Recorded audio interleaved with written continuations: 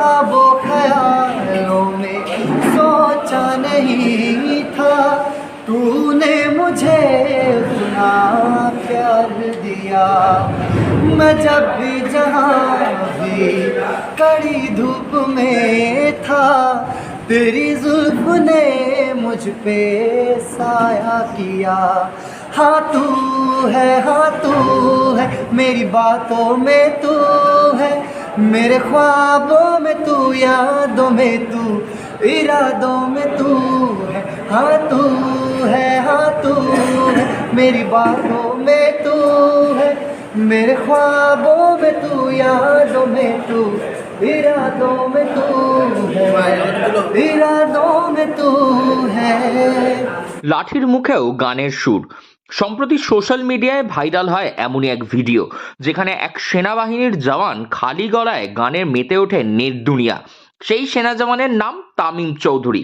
যদিও সেই গান গাওয়ার কারণে তাকে শাস্তিও পেতে হয় বিস্তর, তবুও কাজের ফাঁকে সময় পেলেই তামিম বসে পড়ে গান বাজনার আসরে। হুগলির কোন্নগরের বাসিন্দা তামিম চৌধুরী পেশায় একজন কমব্যাট ফোর্সের সৈনিক। তার কাজ যেখানে আইন প্রশাসন বিঘ্নিত হয় সেখানে গিয়ে পরিস্থিতি সামাল দেওয়া। পরিস্থিতি সামাল দিতে কখনো লাঠি কখনো টিয়ার গ্যাস তাকে হাতে তুলে নিতে হয়। তবে সুযোগ পেলেই সেই লাঠি ছেড়ে গিটার হারমোনিয়াম নিয়ে বসে পড়ে তামিম। ऊंची ऊंची दीवारों को लांघ के आना पड़ेगा, सारी खुशियां साथ समेटे बांध के आना पड़ेगा, थोड़ी बातें लेके आना, सारी रातें लेके आना, गुजारेंगे हम मिलके। এই যে একদিকে র্যাপ, মানে যেখানে কাজ হচ্ছে যে লাঠি দিয়ে পুলিশকে পেটানো, মানে যেটা সাধারণত মানুষজন জানে, আর সেখানেই মানে লাঠির আগে তো গানের, তোমার গানের গলা বা গানের সুর কিভাবে হলো, এটার শুরুয়াত কিভাবে হলো? শুরুয়াত অ্যাকচুয়ালি মানে ছোট থেকেই গান বাজনার উপর যে বলো খুব একটা ন্যাক ছিল এরকম ছিল না, মানে গান শুনতাম, ভালোবাসতাম। তো হোস্টেল চলে গেলাম, সবাই প্রত্যেকটা ডান পিঠে ছিল একটাই স্থান যেটা হোস্টেল। সেখানে গিয়ে বন্ধুরাদের মধ্যে যেমন কি আমাদের আলোচনা হতো, গান বাজনা হতো, তো সেখানে গাইতাম। তো সেখানে সব প্রশংসা করতো যে ভাই খুব ভালো গাইছে, খুব ভালো গাইছে। তো শিখিনি কোনোদিনও যদি তখনও। তো আমি বললাম যে হ্যাঁ বলছে, তার কারণ ওখানে কারো কাছে ফোন নেই, আমার গানই শুনছে ওই জন্য বাধ্য হয়ে। তাই যখন ওখান থেকে চলে এলাম, কোন্নগরে ফিরে এলাম বাড়িতে, তো ফিরে এসে স্কুলে আর বিভিন্ন জায়গায় গান বাজনা করতাম। তো করতে করতে সবাই যখন আরো প্রশংসা করতে লাগলো, তখন নিজের একটা হয় না সেলফ কনফিডেন্স যে হ্যাঁ এবার আমি মনে হয় আমি পারি, তার মানে গানটা কিছু তো আছে, যে কারণে মানুষজন এত কিছু বলছে আমাকে।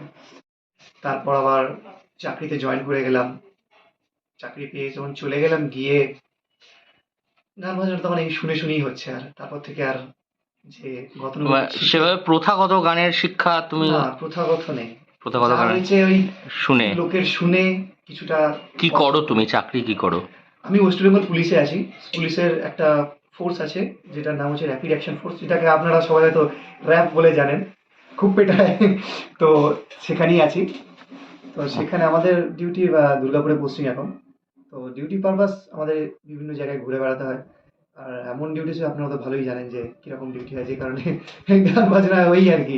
ছোটবেলা থেকে স্কুলে পড়াশোনা করার পাশাপাশি গান বাজনার প্রতি তার ঝোঁক জন্মায়, তবে প্রথাগতভাবে গানের প্রশিক্ষণ কখনোই নেয়নি সে। বন্ধুরা তার খালি গলার গান শুনে তাকে বাহবা দিত অনেক ছোট থেকেই। সেই থেকেই শুরু তামিমের গানের প্রতি ভালোবাসা। র্যাপিড অ্যাকশন ফোর্স বা র্যাফের ট্রেনিং এর সময় ট্রেনিং সেন্টারেই তার খালি গলায় গাওয়া গানের ভিডিও করে তার অন্য সহকর্মীরা। সেই ভিডিও সমাজ মাধ্যমে পোস্ট হতে ঝড়ের গতিতে ভাইরাল হয়। এক সপ্তাহে প্রায় 42 লক্ষ মানুষ সেই ভিডিওতে বাহবা দেন, কিন্তু পরবর্তীতে তামিমকে সেই ভিডিও পোস্ট করার জন্য শাস্তিও পেতে হয়। তবে যতই শাস্তি মিলুক না কেন, গান গাওয়ার প্রতি যে ভালোবাসা, সে ভালোবাসায় বারবার তাকে ডেকে নিয়ে আসে হারমোনিয়াম ও গিটারের কাছে। याली यार पे कुर्बान है सभी, याली मदद आली, याली ये मेरी जाए जिंदगी। সম্প্রতি একটি ভিডিও ভাইরাল হয়েছিল আপনার সোশ্যাল মিডিয়াতে। কি হলো তারপর সেটা যদি একটু বলেন। তো অ্যাকচুয়ালি যখন ট্রেনিং করি আর কি, তো তখন আমাদের একটা ফেডিক বলে একটা পর্ব থাকে, যেখানে আর কি আমাদেরকে দিয়ে মানে বিভিন্ন রকম কাজকর্ম করায়। তো সেই ফেডিকের ফাঁকে আমরা ক্যান্টিনে এসে সব বন্ধুরা মিলে যেমন হয় আর কি গান বাজনা করছি। তো সেখানে আমার একটি বন্ধু ওই গানটিকে রেকর্ড করে তার ইউটিউবে ছেড়ে দেয় প্রথমে। আমি জানতাম না জিনিসটা যে সে এটা করেছে বা কিছু করেছে। তো হঠাৎ করে তার ২-৩ দিন হয়ে যাওয়ার পর ফেসবুকে একটি চ্যানেল থেকে আমি দেখি যে গানটা আমার ছাড়া হয়েছে, এবং গানটাতে প্রায় তখন ২ দিনের মধ্যেই ২ থেকে ৩ মিলিয়নের মতন ভিউ চলে এসেছিল। মানে রীতিমতো দেখছি আমার কাছে ফেসবুকে মেসেজ আসছে, এই আসছে। আমি তো বুঝতে পারলাম না প্রথমে কি হলো। তারপর ভিডিওটা দেখার পর আমি তখন ফিল করলাম যে আচ্ছা আমার ভিডিও ভাইরাল হয়েছে। তো ওটা ১ সপ্তাহ মতন চলেছিল ভিডিওটা, এবং ১ সপ্তাহে ২৪ মিলিয়ন ভিউ পেয়েছিল। তো তারপর যেহেতু ট্রেনিং সেন্টারে আমাদের চেস্ট নাম্বার পড়ে আমি গানটা করেছিলাম। তো আমার পুট আপ হয় আমাদের সুপিরিয়রের কাছে। তো পুট আপ হওয়ার পর তিনি আমাকে বলেন যে ট্রেনিং সেন্টারে এটা অ্যালাউ নয়। কিছু আইনি পারপাস হয়তো থাকতে পারে ওনাদের, আমরা তো জানা নেই সেটা। তো তাদের বলেছিলেন যে এটা অ্যালাউ নয়। তো সেই কারণে গানটা যে চ্যানেলটি ছেড়েছিল সেই চ্যানেলটিকেও গানটাকে ডিলিট করতে হয়, এবং তারপর আস্তে আস্তে সব দমে যায়। আহ, তো গান মানে একেবারে ট্রেনিং সেন্টারে গান গাওয়ার জন্য শাস্তি পেতে হয়েছিল। Kind of. হুগলির কোন্নগরে মা ও বাবার সঙ্গে ছোট্ট পরিবার তামিমের। তামিমের বাবা পেশায় একজন কলকাতা পুলিশের গোয়েন্দা বিভাগের একজন কর্মরত অফিসার।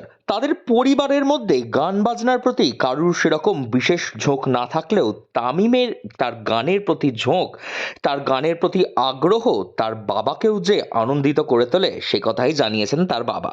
নিজে একজন পুলিশ কর্মী, এবং আপনার ছেলেও পুলিশের আইনের সঙ্গেই যুক্ত। তো এর মধ্যে তার এই যে গান গাওয়ার এই যে প্রতিভা, কি বলবেন, এটা কেমন ভাবে দেখেন আপনি? যেমন প্রত্যেকেই বলছি জন্মগ্রহণ করে, তাদের প্রত্যেকে যেমন রিজ ক্যারেক্টার, অর্থাৎ আঙুলে দেখবেন আঙুলের যে ক্যারেক্টারগুলো থাকে, অর্থাৎ যেটা বলা হয় আমাদের রিজ, এই ক্যারেক্টার যেমন প্রত্যেকের আলাদা আলাদা, ঠিক জন্মানোর পরে প্রত্যেকের প্রবৃত্তিও দেখবেন ঠিক ভিন্ন রূপই হয়। তা স্বভাবতই আমার যে বলছি আমার জিনগত জায়গায় দাঁড়িয়ে ও গান গাইবে এটা আমার কাছে প্রত্যাশিত ছিল না। তা ও যখন ওর স্কুলে পারফর্ম করতো, হঠাৎ করে একদিন ওর টিচার বললো আপনার ছেলে তো ভালো গান গায়। আমার ছেলে গান গায়? আমি তো কখনো গান গাওয়ার পারফরমেন্স কখনো শুনিনি বা দেখিনি। বলে না, ভালো গায়। আমার মনে হলো হয়তো গাইতে পারে। আর আমার শ্বশুর মশাই ছিলেন স্বর্গীয়, উনি আজ নেই। তা উনি ছিলেন গীতিকার, সুরকার এবং ভালো বাঁশি বাজাতেন, এবং উনি রেডিও চান্স দিয়েছিলেন। আমার তখন মনে হলো বোধ হয় যে আমার শ্বশুরের বোধহয় জিনটা কিছু নিশ্চিতভাবে অংশগ্রহণকারী, সেই জন্যই বোধহয় ওর এই প্রবৃত্তি, ওর মধ্যে গানে গাওয়ার যে প্রবৃত্তি ওর মধ্যে সংগঠিত হয়। कोई भी ऐसा लम्हा नहीं है जिसमें मेरे तू होता नहीं है। मैं सो भी जाऊं रातों में लेकिन तू है कि मुझ में सोता नहीं है। तू है कि मुझ में सोता नहीं। हाँ तू है मेरी बातों में तू है, मेरे ख्वाबों में तू, यादों में तू, इरादों में तू है।